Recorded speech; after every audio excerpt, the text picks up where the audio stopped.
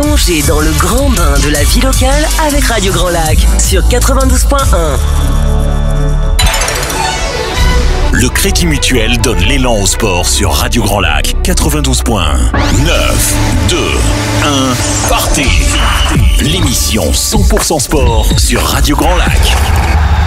Et bienvenue à toutes et tous pour cette nouvelle émission. Et bien de 9-2-1 partez, c'est l'émission 100% sport de Radio Grand Lac. C'est également l'émission qui parle de toute l'actualité sportive savoyarde et haut-savoyarde. Et je suis très heureux en tout cas de retrouver toute mon équipe. Salut Justine, comment vas-tu ? Ça va, le temps n'est pas trop avec nous aujourd'hui, mais on est là et puis ça va être encore une très belle émission. En effet, encore une très belle émission qui promet. Avec à nouveau une belle équipe autour de ce beau plateau. Driss, comment vas-tu ? Ça va nickel, encore un beau programme aujourd'hui, donc hâte d'y être. Super, moi aussi en tout cas je me réjouis de cette belle émission en perspective et puis bien évidemment d'être à vos côtés. Pour cette nouvelle émission, en tout cas une émission d'abord avec une première partie aviron, avec deux athlètes en tout cas qui ont été récemment titrés, notamment sur le championnat de France d'aviron, et puis une deuxième partie où nous parlerons plutôt cyclisme sur route avec le Chambéry Cyclisme Compétition. Et enfin, nous terminerons avec les chroniques de Justine et Driss qui vont nous partager les dernières actualités sportives et puis les résultats de nos clubs savoyards ainsi que les rendez-vous à ne pas manquer.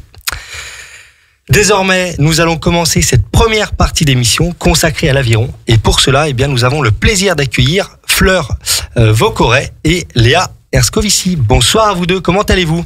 Bonsoir. Merci infiniment d'être présente ici à nos côtés sur le plateau de Radio Grand Lac, ici à Aix-les-Bains. Racontez-nous, dimanche dernier, vous aviez vécu de belles émotions, toutes les deux, où vous avez ramené un titre. Dites-nous en plus. Le week-end n'avait pas très bien commencé, on va dire, mais on a réussi quand même à écouter la coach et à se mettre à fond dedans. Et dimanche, le jour de la finale, on s'est dit là, si on fait pas le travail maintenant, on sera pas sur la boîte. Donc on a tout mis pour faire en sorte qu'on soit devant et on a fait deuxième. Voilà. Ouais, c'est plutôt énorme. C'est plutôt une belle satisfaction, je pense. Ouais, ça montre un peu le travail hivernal qu'on a réalisé toutes les deux. D'ailleurs, on a été un peu toutes les deux blessées les unes après les autres, donc on s'est dit là, il nous reste 3 semaines, faut vraiment qu'on se mette dedans parce qu'autrement ça va être chaud. Et on a tout donné sur la compétition la dernière et c'est passé. Hein. Ouais, oui, c'est plutôt même chouette, bravo. Racontez-nous un petit peu, finalement votre parcours, parce que là, on parle de ce dernier résultat en date, mais finalement, avant cela. Il y a de la préparation, il y a des échéances de préparation également, et puis il y a forcément les échéances un peu en point d'orgue, comme celle-ci. Racontez-nous un petit peu.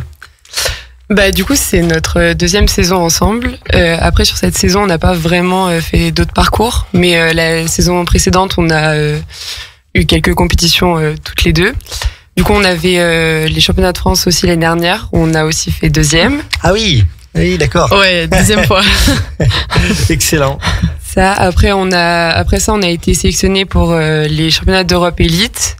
Du coup, on a pu encore engrainer de l'expérience toutes les deux. Et après, on a fait... Qu'est-ce qu'on a fait ? On a fait beaucoup d'autres compétitions, mais la plus importante qu'on a fait après, c'est les championnats du monde. On a fait 3e. Du coup, là, c'était aussi bien pour prendre de l'expérience toutes les deux et puis bien apprendre à se connaître. Et voilà.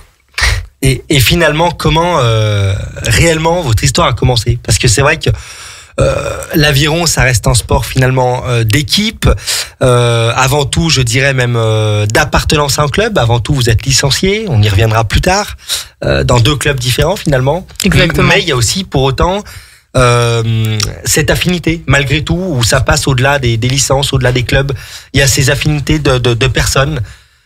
Racontez-nous finalement comment vous êtes connus et comment vous en êtes arrivés là. Finalement, en fait, on s'est connus parce que Léa est arrivée au pôle Nantes, donc elle est arrivée en 2022. Et à ce moment-là, on se connaissait pas trop parce que Léa, elle a quand même 2 ans de moins que moi. Et c'est lors d'une compétition qu'on fait souvent en hiver. Et avec cette compétition, on mixe, on va dire, les paires. Donc il y a une personne qui bouge à chaque fois dans le bateau. Et là, à ce moment-là, on a essayé avec plein de personnes et à la fin on a essayé avec Léa. Et en vrai, on a eu des bonnes sensations. On s'est dit, les coachs, ils étaient contents et on s'est dit, les go, on y va, quoi. On signe. Voilà, on signe. Énorme. Et oui, parce que c'est vrai que c'est pas simple.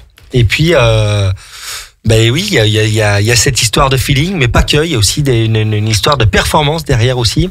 Exactement. Ouais, surtout qu'en plus, Léa, elle fait 1m87, j'en fais 1m73. Donc derrière, on n'a pas les mêmes axes de grandeur.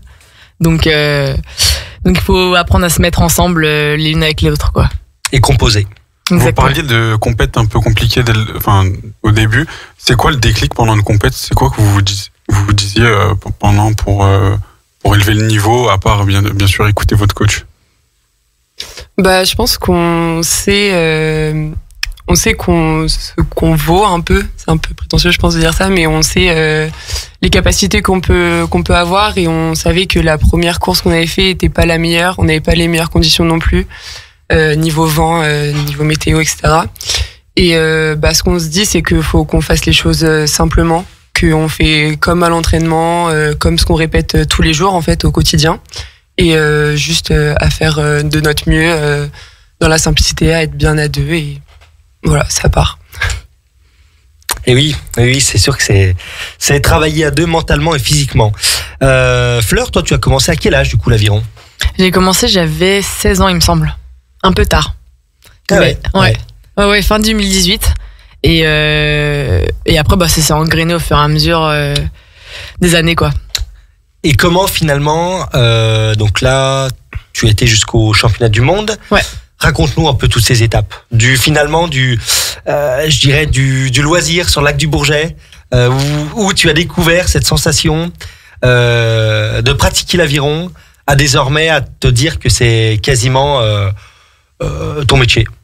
Ça se fait un peu tout seul. Je pense qu'il faut pas trop prévoir ce genre de choses.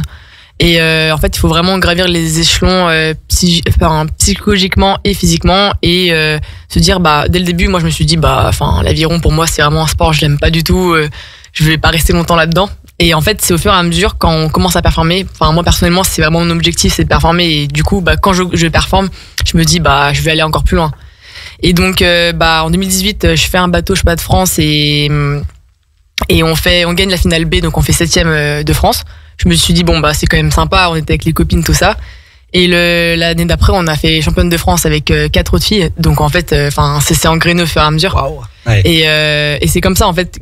C'est vraiment ça qui m'anime, moi, la performance et les résultats. Donc en fait, on teste, on fait, et quand on voit que ça marche, on continue. Ouais, c'est chouette. L'histoire est sympa, quoi. Ouais. Et c'est vrai que c'est souvent comme ça, finalement, que ça démarre. En tout cas, ce genre d'aventure, sans pression. Avec les copains, les copines, on se lance dans un sport, et puis finalement, on a les champions qui sont là, qui naissent. Certains arrêtent en cours de route pour diverses raisons, et puis d'autres continuent sur la voie de la performance. Et c'est vrai que c'est chouette. Ouais. C'est chouette. Toi, Léa, comment finalement tu es tombée dans ce sport? Raconte-nous. Moi, du coup, mon frère en faisait quand j'étais plus petite. Ma mère en a fait aussi avant, et du coup j'allais sur les compétitions voir mon frère, et je voyais dans le club l'ambiance qu'il y avait, ça m'a donné envie d'y aller, et du coup après j'y suis allée, et j'ai été vu que j'étais grande, j'étais la plus petite parce que j'ai commencé à 11 ans moi.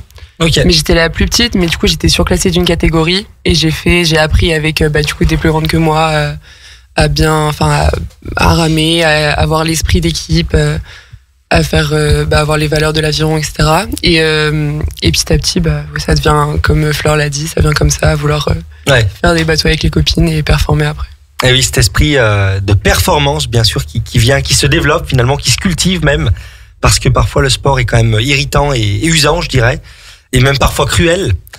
Donc c'est sûr que c'est important de garder cet ADN et cette notion de performance, et puis parfois aussi un petit peu de plaisir quand même, parce que c'est quand même dur finalement. On parle là actuellement un peu de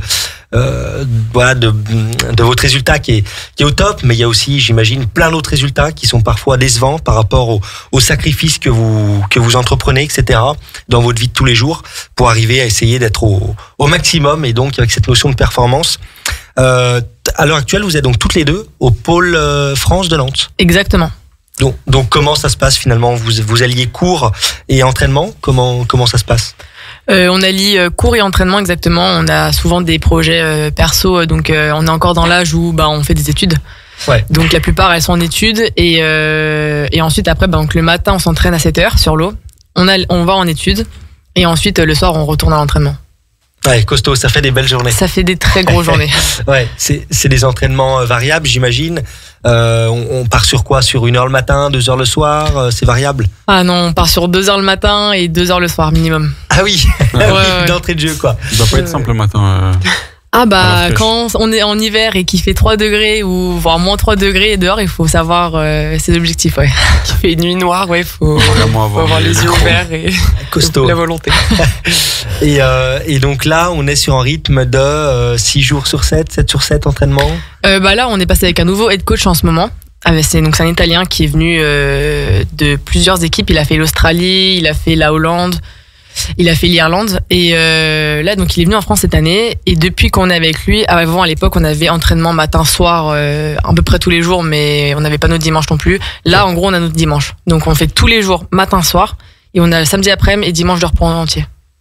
C'est quand même un petit peu plus souple, mais ça reste quand bien même Ouais. voilà, quelque chose de structuré, cadré. Dans ce pôle, vous êtes suivi, j'imagine, en prep physique également.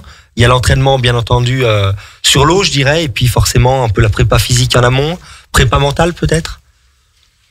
Oui, on a ce soutien qu'on peut avoir en prépa mentale, des psys qui nous accompagnent au quotidien. Donc ça, c'est pas mal. Parce que c'est vrai que cette notion de performance que tu évoquais, Fleur, comment finalement arriver à je dirais, l'humain finalement, il a des hauts, des bas. Comment arriver, comment en tout cas toi tu arrives, voilà, tu nous disais l'exemple en début d'émission, samedi vous faites une entrée en matière qui est pas forcément à la hauteur des attentes, et le dimanche vous renversez la bascule. Finalement, comment arriver? Quels sont peut-être un peu tes ancrages, tes repères, tes outils pour arriver à faire basculer tout ça? On a la chance avec Léa justement à Nantes d'avoir une psy qu'on prend toutes les deux en fait. Donc D'accord. on fait des cours avec Léa en duo et en fait on se connaît très bien maintenant. Ok. Donc c'est par rapport à ça on voit en fait donc par exemple si elle va être stressée, si il y a des choses qui vont pas aller ou quoi que ce soit et finalement en fait avec tout ça comment dire en fait c'est simple, en fait on se connaît juste par cœur quoi. Ouais. Ah, c'est énorme. Et donc des fois on a besoin de se parler un petit peu pour se dire écoute là on n'a pas fait un truc ouf, il faut vraiment qu'on renverse le truc et après on se parle et ça va beaucoup mieux quoi. C'est une sorte vraiment de symbiose. C'est une symbiose. Ouais, pour faire notre bateau qu'on fait, franchement il faut vraiment être en raccord tous les deux je trouve. Et typiquement jour de championnat de France sur le bateau, c'est quoi l'ambiance? Ça parle ou c'est chacun focus et ça avance quoi?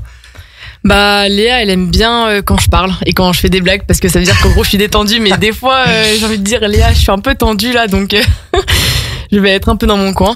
Ouais. Mais en soi on reste quand même, on essaie d'être connecté, j'essaie d'être un peu moins stressé et d'être vraiment avec Léa quoi. Oui, non, c'est chouette. C'est une notion qui est... La notion de mental maintenant dans le sport a pris une énorme place. Exactement. Et c'est vrai que surtout pour un sport où il faut être coordonné comme le vôtre, il faut être aussi se connaître dans la vraie vie. C'est indispensable, non? Ouais, faut se connaître en dehors de la vie, dans le bateau, en cas de stress, en cas d'émotion, faut vraiment se connaître, je trouve. Et en fait, avec ça, tu grattes des secondes à la fin sur un parcours. Parce qu'il y a pas mal d'appréhension avant une étape, j'imagine. Ouais. C'est toujours un peu stressé avant de se mettre dans l'eau, etc. Comment vous vous préparez? Vous parlez un peu pour appréhender le mieux, en fait? On va, comme dit Fleur, déjà on sait exactement comment on fonctionne séparément. On n'a pas la même la même façon de se motiver déjà pour faire un parcours. Et on va, du coup, ça on l'a préparé en amont.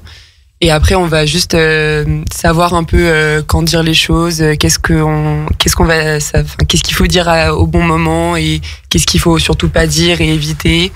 Et après, on va juste vraiment faire tout notre échauffement bien ensemble, à répéter les choses qu'on sait.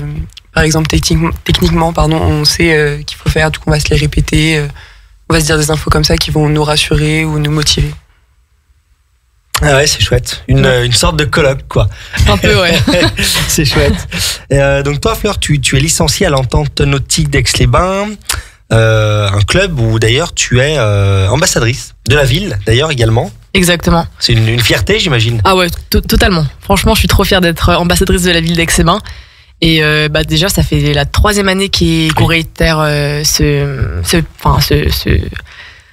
palmarès. Enfin, voilà, on peut parler de palmarès. Et du coup, je suis trop contente et j'aimerais trop que ça continue encore des années. Ouais, une chouette aventure. Ouais, carrément. En plus, ça permet des fois de rencontrer d'autres sportifs qui sont dans d'autres sports, par exemple le cyclisme, tout ça. Ouais. Tout à fait. Ouais, c'est ce panel d'athlètes qui gravitent sur la belle ville d'Aix-les-Bains, qui rayonne.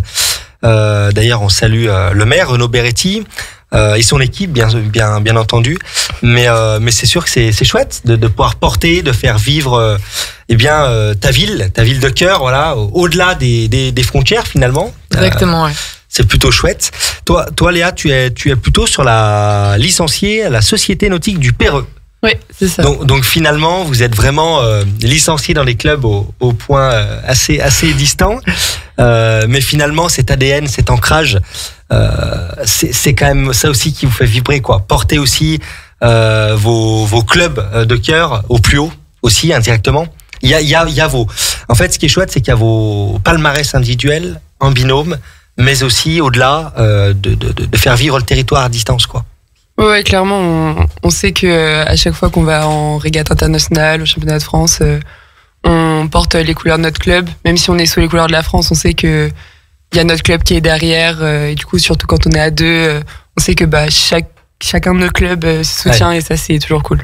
C'est un soutien peut-être au-delà matériel. Est-ce que le fait d'être licencié, donc ok, oui, il y a cet esprit licence, fédé, etc., participer au championnat de France.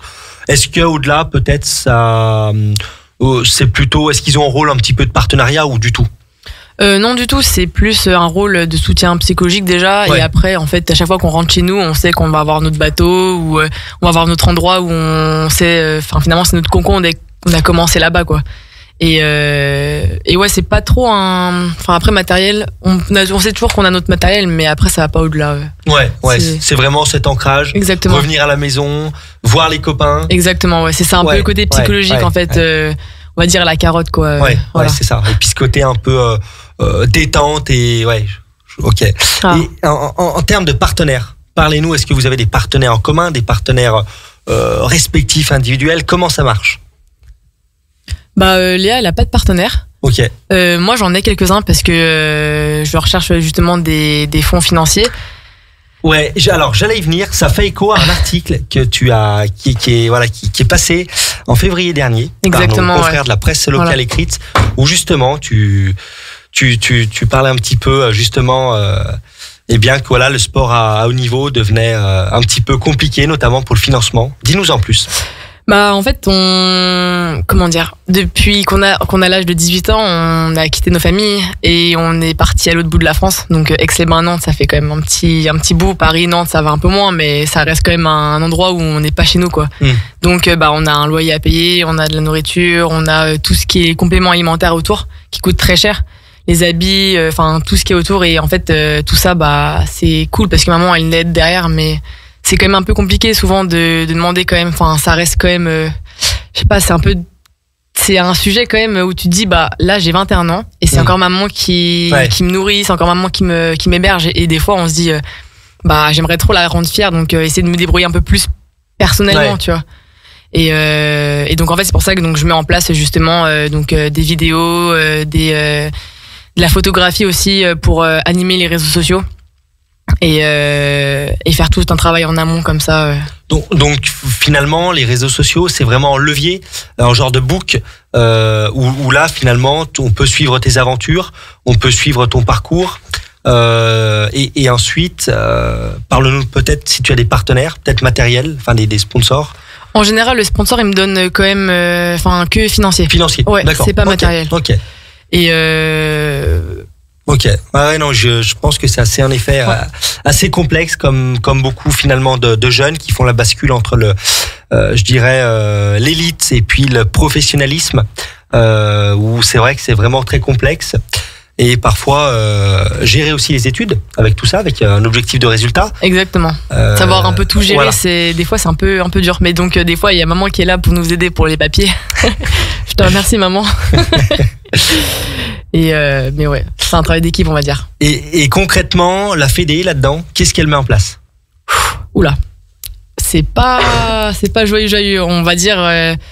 Là, si on intègre un projet de centre national d'entraînement qui va être à Paris, ils nous ont clairement dit hier à l'appel qu'ils allaient nous aider à hauteur de 300 € par mois, quoi. Alors qu'on sera à Paris, il faut se loger, il faut se nourrir, enfin, et on peut pas travailler à côté. Ouais. Et quand on a eu l'appel hier, Léa, elle a enlevé le téléphone à côté de moi, mais j'ai failli exploser de rire. J'étais là, mais les gars.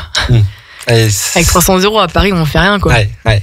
C'est pas à la hauteur des sacrifices, des entraînements et du niveau de vie en plus actuel qui est exactement. Le contexte, quoi. Ok. Là, concrètement, il y a eu l'étape des championnats de France. Quels sont après vos prochains objectifs? Là, du coup, on en a qui arrive tout prochainement puisqu'on part demain pour Vers-sur-Marne en région parisienne. Et du coup, on va refaire des parcours. On ne sait pas trop encore sur en quoi ça consiste, à part qu'on va tourner un peu avec tout le monde. On va faire des bateaux avec un peu tout le monde qui a été convoqué sur ce rassemblement. Et du coup, voilà, ça enchaîne direct. Ah oui, donc tout le week-end, quoi. Tout le week-end jusqu'à mardi, ouais. Et en fait, ça va peut-être donner suite à essayer de se qualifier pour les championnats d'Europe élite. Ok. Par la suite. Ouais, donc là, c'est déjà un peu des pré-repères. Exactement. Des chronos.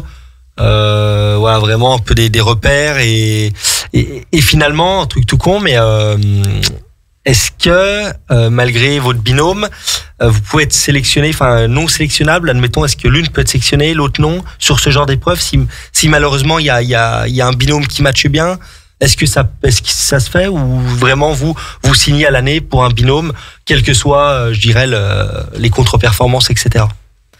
J'aurais dit encore que les autres années, on va dire qu'on signait à être avec la personne avec qui on a signé dès le début, quoi. Ouais. Là maintenant, en fait, dans leur nouveau système, ça se trouve avec Léa, on va plus ramer ensemble, quoi. Ah ouais. C'est dramatique, mais. Ah oui, c'est assez fou, quoi. Ouais. Ils nous ont prévenus, ils nous ont dit, ça se trouve, là, on va essayer toi dans ce bateau et toi dans l'autre bateau, et si ça match, voilà. Quoi. Exactement. Ah oui, c'est assez cruel, quoi. Le sport est vraiment cruel parfois. Ouais. Non, mais ok, c'est aussi parfois des sélections. Ça fait partie, des formes de sélection, entre autres, quoi. Il y a le chrono, il y a aussi ce genre de choses. Et là, donc là, vous avez le soutien du pôle France, du pôle France à Nantes. France de Nantes. Et après, vous avez en plus, j'imagine, chacun votre structure peut-être à côté, médicale ou autre, ou pas forcément. Ça c'est relié au pôle. On a c'est tout relié avec le pôle. Ouais. Oui, le CREPS. Ok. Et concrètement, toi, Fleur, à terme, ton rêve ultime, ça serait d'être professionnelle? On va dire qu'on l'est déjà un petit peu. Ouais. Mais ça serait... ancré, je veux dire, vraiment en ancrage. Ah oui, ouais. Les JO. Exactement. Ouais, c'est ça. Ouais, c'est ça. L'ultime rêve. Ouais. L'objectif final, ce serait les Jeux Olympiques de 2028. Et après, à ce moment-là, pourquoi avoir 2032, on verra bien, hein, mais pour l'instant, on se fixe à 2028, ouais. Est-ce qu'il y a déjà une belle échéance? Ouais. Léa, toi, de ton côté? Oui, également. C'est le rêve ultime. Ouais, clairement. Participer aux JO. Et c'est sûr que quand on a déjà goûté au championnat du monde, c'est déjà chouette, en tout cas, au vu de votre jeune âge, quoi. Mais non, mais en tout cas, chouette. Vraiment, on a passé un très bon moment à échanger autour de votre pratique. L'aviron, là, on sent quelque chose de puissant. On ressent aussi cette symbiose entre votre binôme. On espère en tout cas que ça va durer parce que c'est quand même chouette quand ça marche et qu'il y a de la réussite. Ouais. Donc c'est plutôt plaisant. Ouais. Et puis en tout cas, nous on vous souhaite plein de réussites et puis à fond derrière vous. Et nous, en tout cas, nous allons terminer cette première partie d'émission. Nous allons bien évidemment donc vous suivre, continuer à fond. Et puis en tout cas, nous vous souhaitons plein de réussites et nous lançons une petite pause musicale. Au cœur de la vie locale. Aix-les-Bains, Chambéry et Lac-du-Bourget. Radio Grand Lac. Le Crédit Mutuel donne l'élan au sport sur Radio Grand Lac 92.9. 2, 1, partez. l'émission 100% sport sur Radio Grand Lac. De retour dans l'émission 9-2-1 partez après une première partie axée aviron avec Fleur Vaucoret et Léa Erscovici. Eh bien, nous poursuivons l'émission avec notre deuxième sujet du soir. Nous allons parler cyclisme. Et pour cela, nous avons le plaisir d'accueillir le Chambéry Cyclisme Compétition avec deux de leurs représentants, Selim Abad, donc, qui est le président du club, et Robin, Dimas, en charge de la communication. Bonsoir, messieurs. Comment allez-vous? Eh ben, bonsoir. Merci de nous accueillir. Très, très bien. On va très bien. Bonsoir aussi, tout va bien, ravi de commencer cette émission avec vous. Eh bien, merci en tout cas infiniment d'être présent ici sur notre plateau de Radio Grand Lac avec Aix-les-Bains. Parlez-nous, messieurs, de votre structure du coup. Donc on parle cyclisme sur route, mais pas que a priori. Exactement, donc Chambéry Cyclisme Compétition est un club, une association cycliste qui regroupe pas que cyclisme route, puisqu'on fait aussi de la piste, donc sur des vélodromes. Donc pour les jeunes et moins jeunes, hein, donc là-dessus, on a aussi du cyclocross. Donc c'est pendant la période hivernale. Donc c'est un peu un mélange de la route avec aller dans les sous-bois. Donc qui se fait pas mal. Et après on a une petite activité VTT, mais c'est surtout pour l'école de vélo, puisque c'est un club généraliste qui fait de l'école de vélo, donc dès l'âge de 6 ans jusqu'à, on va dire 77 ans. Et du coup, à l'école de vélo, comme on est pluridisciplinaire, donc on fait ces 4 activités, qui est le cyclocross, la piste, le VTT et la route. Et après, à la sortie de l'école de vélo, c'est-à-dire en U15, et le VTT, puisqu'il y a un club qui est spécialiste du VTT à Chambéry, qui est le Click VTT, donc ils peuvent aller pratiquer cette discipline-là. Mais on est essentiellement sur de la route. D'accord, donc un club avec plusieurs facettes, bien sûr qui tourne autour du vélo, pour les jeunes, les moins jeunes, basé sur Chambéry. Et créé en quelle année? Alors, le club dans l'appellation Chambéry Cyclisme Compétition, c'est 1993, donc on est sur 32 ans. Mais le club de Chambéry en vélo est de 1896, donc il a plus d'un siècle. Et après, pendant des années, c'était plus une entente entre la Motte Servolex et Chambéry, puisqu'il y a eu l'organisation des championnats du monde qui sont passés à Chambéry en 89. Et du coup après, il y avait 2 présidents, et donc en 93, il y a eu cette scission entre les 2 clubs. Donc il y a le club de la Motte Servolex d'un côté et le club de Chambéry Cyclisme Compétition qui a pris vraiment son appellation en 1993. D'accord, ah oui, donc vraiment fort ancrage dans le territoire local, en tout cas sur Chambéry, et qui forme également, en tout cas qui a formé, et qui continue de former d'ailleurs, les futurs champions de demain, mais certains ont déjà fait leurs preuves au haut niveau. Dites-nous en plus. Alors exactement, à la base, donc le club de Chambéry, donc comme il y a plusieurs catégories, donc avait mis l'accent sur du sport de haut niveau, puisqu'on a un projet associatif, hein, dont l'accès au niveau est fait partie d'un point de ce projet associatif. Et du coup, on avait de belles équipes, ce qu'on appelle aujourd'hui U19, puisqu'à la base ça s'appelait des juniors, donc les U19.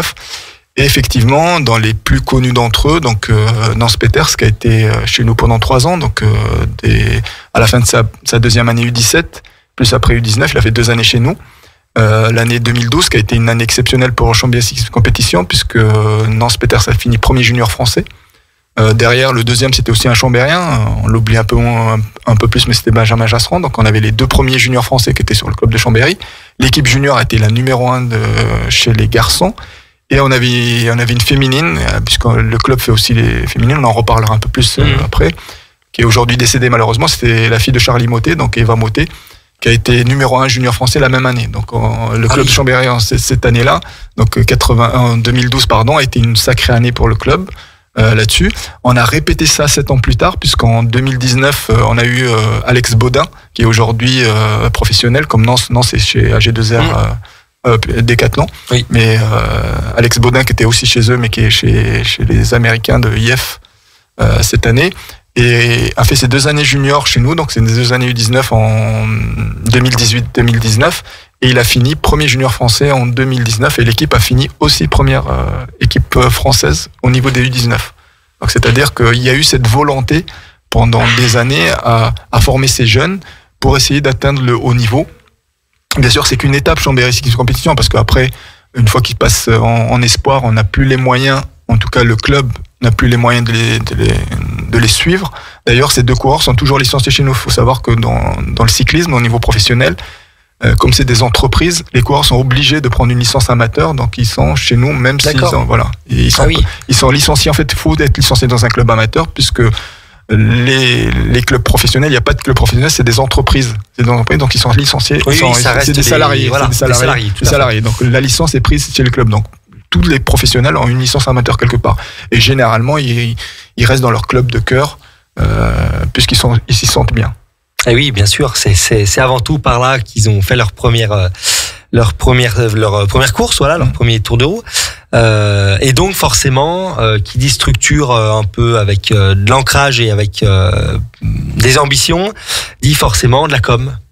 Raconte-nous un petit peu quel est ton rôle. Exactement. Du coup, moi, c'est ma 2e année d'alternance chez Chambéry Cyclisme Compétition. Je suis coureur en même temps aussi dans la catégorie senior, donc je commence à prendre de l'âge. Et mon rôle, c'est surtout de communiquer l'image du club, faire connaître le club et voilà, faire passer aussi nos valeurs, notre histoire, etc. Donc moi, je m'occupe de ça et aussi du partenariat, ce qui est très important qu'on en a besoin. Enfin, comme toute association, on a besoin d'avoir des partenaires pour le projet, les objectifs et le futur.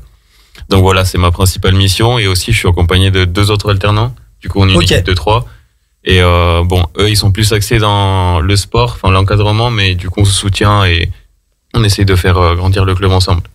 Donc finalement, ton rôle, c'est d'alimenter les réseaux sociaux, sites web, et aller démarcher les partenaires. Exactement. Tout ça, peut-être même les équipementiers, travailler sur le volet équipementier, peut-être, non ? Exactement. Sur le design, etc. Avec l'équipe, bien sûr, tous ensemble, mais c'est un peu ça, ouais. Exactement. Du coup, aussi les véhicules. On a le stickage, vu que chaque année on change de partenaire, faut les resticker chaque année. Ouais. C'est quand même partie de mon travail. Voilà. Ah oui, chouette. Donc tout ça fait qu'il y a un petit peu de monde. Vous êtes combien en tout cas en tout dans votre structure ?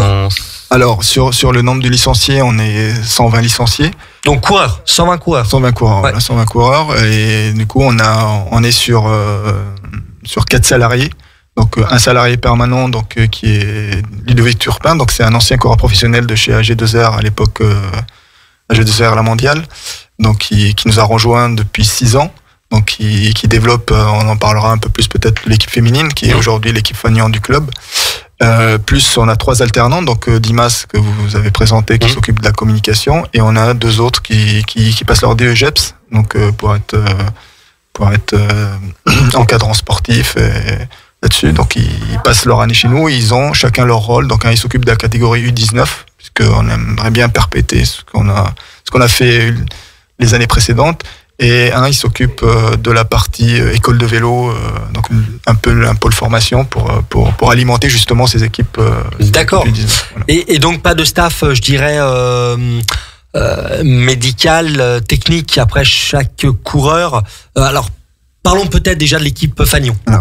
Alors sur le club, on reviendra après pour le staff parce qu'il est un peu élargi, mais là-dessus, sur l'équipe féminine, le club de Chambéry, donc les féminines, c'est depuis 3 décennies, hein, c'est pas d'aujourd'hui. Alors effectivement, il y avait une disparité entre les hommes et les femmes il y a des décennies en arrière, puisque au niveau du nombre d'athlètes, c'était pas la même proportion. Et depuis quelques années, surtout, donc nous, on était un peu précurseurs sur ce volet-là, puisqu'on a eu des filles qui ont gagné des courses, et la plus connue d'entre elles, c'est Sophie Creux qui a fait les championnats du monde il y a déjà plus de 20 ans en arrière. Hein, donc, ah oui. Ouais, il y a plus de 20 ans. Précurseur, quoi. Ouais, on était là, on a accompagné les féminines, et depuis 2010. On a mis vraiment l'accent sur les féminines, puisque sur la partie garçon, il y avait le centre de formation qui était l'antichambre des professionnels qui s'est monté juste à côté de notre structure. Donc nous, on s'est concentré sur ce volet féminin, et ça s'est développé d'année en année. Et depuis l'arrivée de Ludovic Turpin, ça a donné vraiment un coup de boost. Et le Covid nous a un peu, nous a avantagé, puisqu'on a eu vraiment un afflux de demandes de filles qui venaient d'autres sports où ils étaient un peu barrés, parce que nous on fait un sport en extérieur. Le biathlon notamment. Le biathlon, le ski de fond. Ouais. Voilà, il y a pas mal de gens qui sont venus là-dessus, du trail aussi. Ouais. Voilà, c'est des filles qui ne connaissaient pas forcément le vélo et qu'on a formées. Et l'objectif, l'objectif, c'est vraiment de les former et d'essayer de leur faire découvrir du haut niveau et pourquoi pas ces professionnels. Et donc, dans nos réussites on peut un peu se gargariser, entre guillemets, là-dessus. On a Julie Bégaud qui a été championne du monde U19 il y a 2 ans à Glasgow, qui a commencé à l'école de vélo chez nous. Et donc aujourd'hui, elle est salariée ou elle est professionnelle chez l'équipe Cofidis. Elle va faire le Tour de France qui arrive à Chambéry. Donc, oui, la fameuse étape. La fameuse étape, effectivement. On en a d'autres. On a Julia Aubry qui est passée aussi professionnelle. Oui, qu'on salue, qu'on a reçu il y a une année. Il y a une année, peut-être, voilà, Julia. Il y a aussi Emma Comte qui est encore chez nous cette année, mais qui passe pro au mois d'août chez l'équipe Cofidis. Wow. Voilà, il y a aussi Clémence Latimier, pareil, qu'on a découvert sur un autre petit club qui est l'UC-Voiran. Donc parce que aussi il faut qu'on découvre des talents, on est à la recherche, comme toute association. Et toutes ces filles-là nous ont permis depuis 3 ans d'être le meilleur club amateur français. Parce que le club de Chambéry a gagné les 2 dernières Coupes de France là-dessus, mais il y a un classement triennal en gros sur les performances. Puisque là, il y a 3 ans, on a fait 4e, mais bon, quand on additionne, c'est un système fédéral qui est là-dessus et on est numéro 1. Et donc, finalement, en effet, c'est entre guillemets des contrats annuels, je dirais, avec les féminines de l'équipe 1. Comment ça marche ? Alors, comment ça marche ? Chez nous, si vous voulez, on parle plus de services que de contrats, parce que les filles ne sont pas rémunérées. On est un club amateur. Par contre, ils ont un joli programme de course, puisqu'ils sont pris en charge... on a un programme de course. Alors, la spécificité du cyclisme féminin, c'est qu'on est un club amateur, mais on court aussi avec des équipes professionnelles. Oui, tout à fait. Voilà. C'est ce qui m'avait semblé comprendre. On court avec des filles qui font le Tour de France. Ouais, tout à fait. Et là, dimanche, par exemple, on fait le Grand Prix de Chambéry. Donc, c'est ce qu'on appelle une classe 1.1. Donc, c'est la plus haute classe avant d'aller au Pro Tour. C'est le plus haut niveau professionnel. Et on va courir avec la Française des Jeux, avec la Jumbo Visma. Voilà, c'est des équipes qui ont chez les garçons et chez les filles. Il y a 5 équipes pour le Tour, alors que nous, on n'est que des amateurs. Oui. Donc, des fois, on va sur une course. Nous, on arrive, bien sûr, on a quand même un peu de matériel, mais quand vous arrivez, vous avez le bus d'équipe professionnelle et nous, on arrive avec notre petit camion. Bon, il y a un peu de dispersion, mais bon, on le sait. Ouais. Mais ça permet aussi aux filles de voir le chemin à parcourir. Ça leur permet de monter en gamme et pour espérer d'attirer le regard des recruteurs pour passer professionnel. Donc voilà, et ce week-end, donc il y aura la première manche de la Coupe de France à Pujol, dans le sud-ouest. Donc le club va faire 2 francs. C'est-à-dire qu'il y en a il y a des filles qui courront à Chambéry, parce que Chambéry c'est dimanche et Pujol c'est lundi. Et donc, comme il y a le déplacement dimanche, on peut pas. Voilà. Donc, on a 2 objectifs en fait. On a la Coupe de France, puisque c'est notre fil rouge de la saison, et aussi les manches UCI, les Coupes de France professionnelles, puisqu'on fait partie aussi des clubs qui font la Coupe de France professionnelle. On a aujourd'hui la chance, par notre niveau et par notre densité, de faire de France. C'est pas simple, parce que faut envoyer 2 équipes. On va le faire 4 fois dans la saison. Ouais. C'est déjà faut du monde. Faut du monde. Faut du monde en logistique. En logistique, voilà. Exactement. Et courir à Chambéry, forcément, j'imagine qu'il y a quand même des points d'orgue. Ça fait partie. Certaines ont dû la cocher cette étape. Alors effectivement, on a des filles qui sont vraiment spécialistes, parce que Chambéry c'est un Grand Prix qui est très difficile au niveau du dénivelé. C'est pas aussi simple. En plus, confronté avec des filles qui ont couru, il y en a certaines comme Evita Music qui est l'une des meilleures françaises, qui est aujourd'hui chez la FDJ, qui est chez la FDJ. Qui a des objectifs comme les Bastons de Liège ou les Ardennaises, voilà, certaines courses, alors que nous, il y a 2 semaines, on courait sur une course un peu de moins de niveau, disons. Classique, voilà, pour nous. Pour elle, c'est un objectif, et l'année dernière, on a quand même terminé 3e club, puisqu'il y a des équipes professionnelles sur le classement de la journée, puisqu'il y a un classement, puisqu'on a mis 3 filles dans les 20 premiers. Du coup, ça nous a permis au général. Voilà, de l'étape, de la journée. Et du coup, il y a un classement par équipe, puisque les Coupes de France, c'est par équipe. Il y a un classement individuel et par équipe. Et par équipe, on était 3e l'année dernière. Donc, on a fini sur l'année 2024, on a fini 6e club, 6e équipe sur plus de 70 équipes classées, donc professionnelles et amateurs. On a quand même terminé 6e. Devant des équipes. Alors effectivement, il y a certaines équipes professionnelles comme la Movistar ou la Jumbo n'ont pas fait toutes les manches parce qu'ils sont pas français à la base. Oui, bien sûr. Mais ça nous donne quand même une fierté par rapport à d'autres équipes continentales françaises où on était un peu devant. Donc ça veut dire que le niveau on l'a. Alors pas tout le temps bien sûr, parce qu'il faut pas se leurrer. Nos filles sont des étudiantes la plupart. Julie, Emma elle est à l'INSA à Lyon, donc une équipe d'ingénieurs. Clémence elle est en kiné. Donc il y a leurs études plus le sport de haut niveau, ce que disait tout à l'heure la fille qui était de l'aviron. Fleur Vocoré, Voilà, Léa, ouais. Exactement. Alors que les équipes professionnelles, forcément, c'est des salariés, donc c'est leur métier à la base. Ouais. Donc voilà, donc il y a un peu de cette dualité, mais bon, nous, on joue le jeu parce qu'on peut encore se le permettre, parce que les garçons, c'est un peu plus difficile. Mais voilà. Ah ouais, c'est excellent quand même. Et toi, Robin, en termes de com, j'imagine que c'est chouette aussi de pouvoir s'épanouir finalement avec un ancrage local fort en tout cas. Et puis en même temps de pouvoir assister, de pouvoir voir finalement des grosses écuries en même temps sur les courses. Ça doit faire rêver finalement. C'est ça exactement. Bah, j'ai la chance de, comme le disait Selim, on reste un club, mais on a une équipe qui tourne bien en France. Enfin, c'est la meilleure et qui frotte souvent des équipes professionnelles. Du coup, c'est vraiment intéressant pour moi de communiquer sur cette équipe. En plus, les filles, elles sont top, l'équipe elle est top. Elles font des bons résultats, du coup, de quoi faire de la bonne com. Donc toi, finalement, tu pars sur les courses. Comment tu t'organises pour alimenter au max les réseaux sociaux? Je sais pas si c'est de la photo, de la vidéo. Raconte-nous un peu tes moyens en termes de contenu, quoi. Alors moi, vu que je suis coureur à côté, j'ai du mal à me déplacer avec les filles. Mais généralement, comme je disais, j'ai mon équipe, enfin les deux alternants il y en a toujours un qui va. Donc je demande des photos, des vidéos et après moi je m'arrange de mon côté pour faire des montages et communiquer le plus rapidement possible sur ce qui se passe à la course, quoi. C'est une vraie volonté dans votre structure en tout cas d'être présent, je dirais quasiment de manière instantanée via les réseaux. Oui, bien sûr. Aujourd'hui, on sait bien que s'il n'y a pas de réseau, on existe un peu moins. Donc c'est pour ça qu'on a pris. Ce qu'il faut savoir que les alternants qu'on prend, c'est des licenciés du club. Ouais. La volonté du club, c'est d'aider ces jeunes, parce qu'on est quand même une assoce, hein, on aurait pu prendre des gens de l'extérieur, mais nous, on essaye de former la partie cycliste, mais aussi pour eux, pour leur vie d'adulte, d'avoir une première expérience là-dessus, parce que c'est difficile quand on sort des études de se mettre tout de suite dans le monde du travail. Donc c'est un tremplin. En même temps, ils peuvent assouvir leur passion puisque c'est des cyclistes à la base, ils ont leur niveau, mais il y a aussi le travail puisque il y a de l'exigence, puisque pour monter au niveau, bien sûr, il y a toujours de l'exigence, hein, on est quand même pour la recherche de partenariats, pour communiquer, parce que on sait bien qu'aujourd'hui la com fait une grosse partie de la visibilité d'un club, d'une association, d'une entreprise, et si on n'est pas présent, on oublie vite, même si on a des résultats. Donc parce que nous on le sait, c'est comme partout, on sait ce qu'on fait, mais il faut le communiquer pour attirer des partenaires, pour attirer des nouveaux adhérents. Et ça a bien marché, parce que ce que fait Dimas et les autres sont très importants.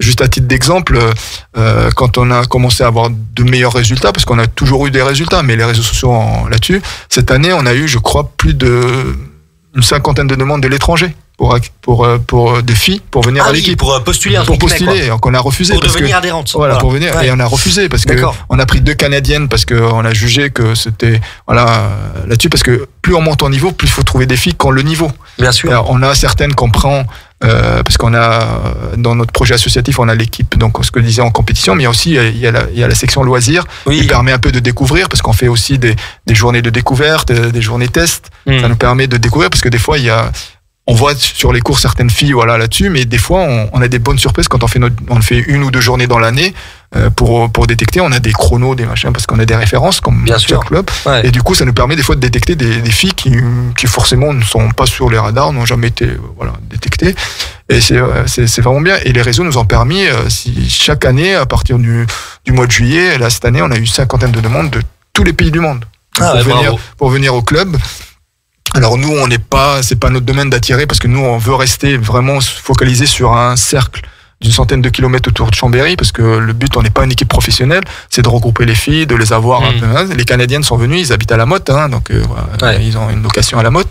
Donc voilà, le but c'est pas d'avoir, parce qu'on aurait pu faire comme les équipes pro, avoir des filles ukrainiennes, australiennes, américaines, on pourrait. Mais c'est pas le but du club Chambéry. Le but du club Chambéry, comme toute association de ce type-là, c'est d'avoir une proximité et de former surtout, même si on est les meilleurs en France. Alors on remet notre titre chaque année, hein, ça fait 2 ans, on sait que les autres équipes se renforcent, hein, parce qu'on l'a vu déjà des premières courses de la saison, les équipes se renforcent, se structurent de plus en plus. Et donc à nous de trouver les meilleurs moyens pour les contrer. Et c'est pas évident, parce que on est surveillé, les filles disent on y arrive un peu moins, mais bon, c'est à nous de trouver les solutions. Et on a un bon DS, justement, Ludovic, pour trouver justement les failles Et on est confiant. Donc les premiers vrais tests, c'est ce week-end. Donc on a un gros test ce week-end. Bravo en tout cas messieurs pour le travail accompli, le travail qui reste à accomplir et les divers objectifs dès ce week-end. En tout cas, voilà, on suivra ça à distance. Merci beaucoup. Je vais terminer en vous remerciant, Robin et Selim, voilà, d'être venus à nos côtés pour mettre en lumière votre structure, votre association. On ressent pleinement cet ancrage local, cet ancrage de former, voilà, avec des pépites. Et puis, eh bien, d'aller titiller le haut niveau, en tout cas, les grosses écuries. Donc, c'est plutôt chouette et ambitieux comme projet. Donc, félicitations à vous deux. Merci. Nous allons, eh bien, continuer l'émission comme d'habitude avec les chroniques de Justine. Justine, tu voulais nous parler de notre Robert Boget, une figure emblématique. Voilà, je cherchais comment le nommer. C'est Boget. Ça, vendredi dernier, la ville d'Aix-les-Bains a remis la médaille d'honneur à Robert Boget, athlète d'exception et figure aixoise, légende du demi-fond français, champion de France à 4 reprises en 5000 et 10 000 mètres. Il a battu le record de France dans cette discipline en 1962. Il a représenté la France 34 fois, notamment lors des Jeux Olympiques de Rome en 1960, et a même été 2 fois recordman du monde de 4 fois 1500. Donc après sa magnifique carrière, il devient entraîneur à l'ASA. Une médaille amplement méritée pour Robert Boget, qui a fait briller l'athlétisme aixois et français tout au long de sa carrière. Donc félicitations à lui. Et oui, énorme bravo. Les Dragons Ladies également. C'est ça, samedi dernier, la ville a présenté le Dragon Ladies de 2026 qui se déroulera en août 2026 dans notre magnifique ville d'Aix-les-Bains. Le Dragon Ladies, c'est un festival organisé tous les 3 à 4 ans qui rassemble des équipes de pagayeurs du monde entier pratiquant le Dragon Boat comme thérapie de rééducation après un cancer du sein. Donc ce sera la première fois que ce festival se déroule en France, et quelle meilleure ville qu'Aix-les-Bains pour accueillir cet événement. Ce sera du 24 au 30 août 2026. On attendra environ 4500 pagayeurs venant de 37 pays différents. Donc des entraînements auront lieu sur le lac d'Annecy et la compétition sur notre beau lac du Bourget, le plus grand lac glaciaire naturel de France, je le rappelle. Et puis les échanges et le soutien seront au cœur de ce festival, donc on a hâte de voir ça. Superbe. La Coupe des Ligues de water-polo en U13. C'est ça, du 19 au 21 avril. Rendez-vous à Aqualac pour assister à la Coupe de France des ligues du water-polo, un sport encore méconnu, à découvrir en regardant des jeunes représenter différentes régions françaises. Donc n'hésitez pas à venir supporter les jeunes de la région Auvergne-Rhône-Alpes qui affronteront l'Occitanie, l'Île-de-France, la Nouvelle-Aquitaine, la Provence-Alpes-Côte d'Azur, les Hauts-de-France, le Grand Est et l'Ouest. Environ 500 spectateurs sont attendus. C'est l'occasion de venir voir un sport, de venir le découvrir, ce sport qui est pas très représenté et en plus fait par des jeunes. L'ambiance promet d'être au rendez-vous. Excellent. Et enfin, le marathon international du lac d'Annecy. Et oui, dans une dizaine de jours, les coureurs et coureuses s'élanceront depuis le Paquier pour le marathon international du lac d'Annecy. Rendez-vous les 26 et 27 avril pour l'un des plus beaux marathons de France entre lac et montagne. Le 26 avril, départ du semi-marathon à 8h30 et du 5 km à 9h30. Et dimanche 27 avril, grand départ du marathon à 8h30 et du 10 km à 9h30. Une marche nordique est aussi proposée depuis le quai de la Tournette le dimanche. Le parcours longe le lac en passant par Sévrier, Saint-Joriot, La Tuile. Que des endroits magnifiques au final. Et oui. Et puis il y aura un village marathon avec des animations et des dégustations. Ça sera disponible pour tout le monde, que l'on court ou que l'on vienne encourager. Donc record à battre chez les hommes, 2h 11 minutes et 26 secondes, et chez les femmes 2h 28 minutes et 3 secondes. Thomas, on compte sur toi pour venir Bien sûr, allons-y. Faire le record. Merci Justine pour cette excellente chronique qui met en avant la dynamique événementielle sportive de notre territoire. Driss, c'est à toi avec une page foot pour commencer, notamment le FC Annecy. Exactement, on va parler de nos Annéciens qui regoûtent enfin la victoire après 6 matchs sans victoire, 4 défaites et 2 nuls. La dernière victoire, c'était le 17 février face à Caen, donc ça commence à remonter. On a eu le nul face à un Bastia au Parc des Sports la semaine précédente, contre une équipe corse qui marche super bien en ce moment, qui est revenue à notre hauteur au classement, 44 points, alors qu'au début de saison, ils étaient relégables. Donc, il y a eu une vraie différence, une vraie coupure du FC Annecy depuis ce début d'année qui a vraiment causer la perte en termes de points et surtout face à des équipes largement prenables au vu de la première partie de saison d'Annecy. Annecy a mené très vite dans cette rencontre à la 12e grâce à Quentin Paris. Puis Clément Bilmaz a écopé d'un rouge juste avant la mi-temps. Du coup, on a eu les Corses qui ont vraiment poussé toute la rencontre au Parc des Sports et qui ont réussi à égaliser à l'heure de jeu grâce à Christophe Vincent, malheureusement. Du coup, le match est fini sur un nul. On a quand même réussi à sauver un point après tous ces mauvais résultats. Annecy s'est déplacé ensuite à la capitale pour affronter le Red Star qui est la première équipe non relégable de cette Ligue 2. Victoire 1-0 au stade Dr Bauer. Un stade emblématique, c'est un stade très atypique. Malheureusement, il y a pas mal de travaux en ce moment. Une nouvelle fois avec une ouverture très tôt dans le match par Quentin Paris, une nouvelle fois.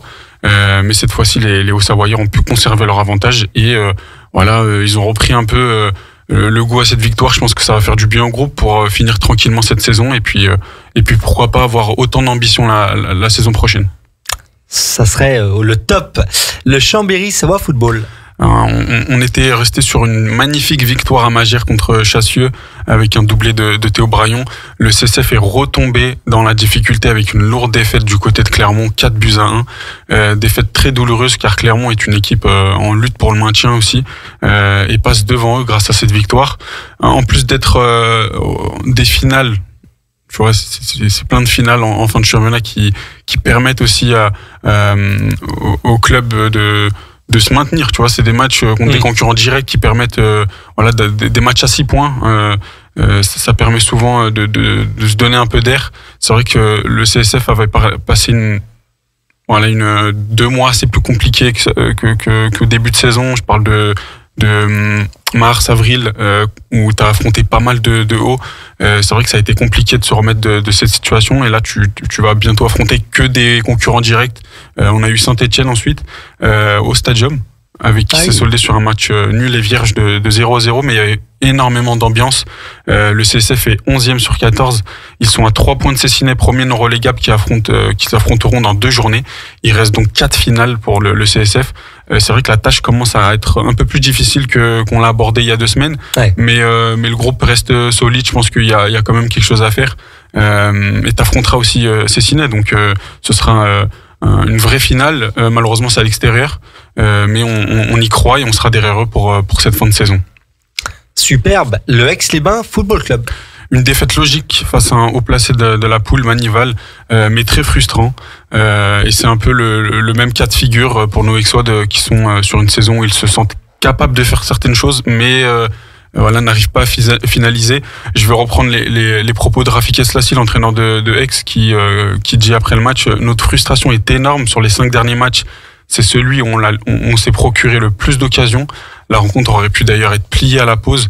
On paye notre manque de réalisme dans les 2 surfaces, alors que le contenu a été vraiment intéressant. On va repartir de l'avant la semaine prochaine à domicile. Donc voilà, c'est... je sais pas si tu as vu un peu les matchs de Ligue des Champions cette semaine. C'est vrai que le Real a été une équipe assez... timide sur les deux côtés du terrain, et ça leur permet pas d'ensuite de viser plus haut en fait. De faire la différence. Parce que tu as des objectifs en début de saison et quand tu n'as pas forcément ce réalisme, peut-être la dernière passe, cette imagination, cette inspiration que tu as dans les moments un peu plus cruciaux, c'est vrai que tu n'arrives pas à faire la différence. Ça a été le cas pour Aix malheureusement et voilà, ils en payent le prix cher parce que c'est une défaite 3-1. C'est vrai que leur poule est très serrée et que Manival est 4e mais seulement avec 6 points d'avance. Donc au final, même avec une saison plutôt compliquée, ils arrivent à accrocher un bon wagon. On espère qu'ils arriveront à finir fort. Et d'ailleurs, c'est ce qui s'est passé samedi dernier avec une victoire 3-1 face à l'ES Rachet qui est avant-dernier de cette poule à l'occasion de la 18e journée de R2. Le match est allé loin dans le suspense. Il y a eu plus de 8 minutes de temps additionnel. Il y avait 2-1 jusqu'à ces 8 minutes. Et puis, il a fallu ne pas craquer. Et c'est justement à la 98e que les Aixois parachèvent leur victoire obtenue avec difficulté. Pour Rafik, c'était vraiment quelque chose de satisfaisant de s'imposer comme ça aussi avec difficulté. Ça permet aussi au groupe d'avoir un peu plus de cohésion, de se sentir solidaire dans la difficulté. Voilà, une belle victoire d'équipe. Félicitations à tous pour la qualité de la prestation. Maintenant, on va bien se reposer et recharger les batteries pour la coupe et notre prochain défi à Chambot en championnat. Donc ça envisage pas mal de belles choses pour la fin de saison. On n'oublie pas la coupe qui est très importante et qui permettra sûrement de sauver cette saison. Un point basket avec le ex Maurienne Sao Basket. Exactement, drôle de série pour nos Aixois qui sont voilà, qui nous avaient habitués à meilleur. La dernière fois qu'ils avaient enchaîné 3 défaites de suite, ça commence à remonter, c'était en début d'année. On est toujours sur une saison sublime de la part de Aix-Maurienne Savoie Basket. 3 défaites contre Poitiers plus 11, Nantes plus 13 et hier Toulon plus 14. Donc des lourdes défaites face à des concurrents vraiment inférieurs au niveau du classement. On rappelle que Aix est en 19 victoires pour 14 défaites. Voilà, on est toujours qualifié pour la phase finale. Malheureusement, on commencera en 8e. Oui. Donc ce sera un tour de plus pour l'instant en tout cas. Il restera plusieurs matchs. Voilà, au classement, le bilan s'égalise et ils se mettent en danger 8e comme je vous l'ai dit et devront passer par ces 8e. Donc ce sera une étape de plus. Ils pourront peut-être accrocher une 6e place, ce qui leur permettra de commencer direct en quart et voilà, d'avoir un peu plus de temps de repos, parce que c'est vrai que quand on commence en 8e, on a plus de matchs, donc plus de fatigue pour aller au bout. Et oui, un point hockey sur glace avec les éléphants de Chambéry. Alors le hockey, c'est leur saison est finie. Oui, c'est vrai que c'est. Alors si, il y a pas mal de transferts. Ouais. C'était sur le volet mercato. Le volet mercato où il y a en effet pas mal de départs actuellement vers d'autres clubs. Et donc voilà, c'est aussi un point aussi pour faire un petit bilan de cette saison finalement, qui a pas forcément été la même que la saison dernière, avec regret bien sûr. Et voilà, on espère en tout cas bien que la saison prochaine, qu'ils arriveront à se préparer. On sait que à reformer du collectif, à retrouver voilà une vraie structuration. Et il y a de l'expérience à prendre aussi du club qui est voisin avec nous, les Brûleurs de Loup, qui ont été champions de France la semaine dernière. Donc il y a aussi de l'expérience à prendre de leur côté pour investir sur peut-être des joueurs et avoir aussi pas mal d'expérience à prendre d'eux, de leur aussi astuces pour être au niveau de cette Ligue Magnus et d'avoir autant de niveaux de jeu chaque année. Ouais, tout à fait. Du rugby avec les Chambériens du SOC Rugby. Belle série de notre rugby chambérien qui prépare au mieux ses phases finales. 3 succès de suite et le dernier en date face au stade Longonnet, 19-31, donc une belle victoire à l'extérieur pour préparer cette phase finale. Le SOC est toujours premier avec 7 points d'avance sur Narbonne. Dernier match le 26 face à l'Olympique Marcois, donc ce sera aussi un bon défi, une bonne fiche pour finir cette saison régulière. Et on espère toujours que ce sera la bonne saison pour la montée. Et la demi-finale qui va se jouer au Groupama Stadium. Courant mai, voilà. J'étais pas au courant. Oui, tout à fait. Les places se sont vendues rapidement. En tout cas, c'était lundi à midi, l'ouverture de la billetterie. Donc voilà, courant mai. En tout cas, je n'ai pas la date exacte.